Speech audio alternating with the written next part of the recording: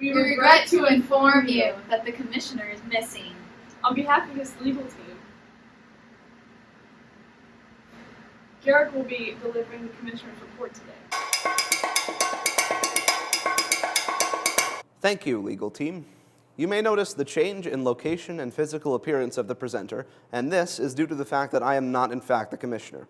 I am the statistician, also known as the guy that hangs around in the basement, Suite 10A, where intramural magic is made. First, last week's details summarized for you. The standings as of Friday the 9th have House Fund with a 77-point lead above second place House Rec. Houses Rec, Fund, Rao, and Hill won their openers, and due to the way the schedule is made, were all given the chance to remain undefeated for 2 weeks straight. All that being said, it is not last week anymore.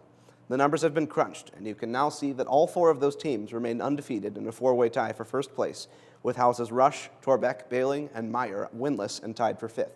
Fantasy Kickball was far from having the same story. Joel Hainer is your player of the week after going 2 for 3 with 2 home runs and 5 RBI, a feat worth 18 points to his GMs, 2 of which Ellie Freeman and Mr. Akerson went on to take the weekly division lead. The White Division, however, is led this week by Matthew Devaney after making 2 smart and quick trades. GMs, be sure to check your email in the near future for the free agent list and trade form to get your Week 3 team finalized. As for individual game scores, the stadium field saw 3 relatively close games, but if you left the bleachers and faced south to the Alabama turf, you would have seen an absolute beatdown with House Rec playing as fast as possible to rack up a 21-2 score in their win over House Meyer.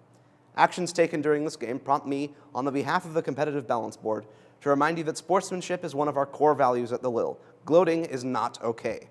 No matter what happens during the game, shake hands at the end, coaches too, and remember that there are still 2.5 more hours left in the day. Don't force this game to ring in the opponent's ears for that long, because I know you wouldn't want that happening to you. Keep that in mind as we look at the schedule for next week. In the stadium, we will have the battle of the new houses as 2-0 House Rao plays the 0-2 House Rush. We will see the dethroning of an undefeated team as the 2-0 Houses Hill and Rec face each other. And we will see the waxing powerhouse House Fund look to continue their undefeated season against the winning powerhouse House Torbeck.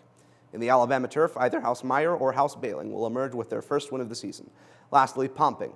If you've seen what these boards are worth for the House Cup, you'll know that you should check your email for details from the coordinator of your house's Pomping board. Time is of the essence. Thank you for tuning in to this late broadcast, and I hope to bring you an on-time commissioner's report with the real thing next week. Have a little fun.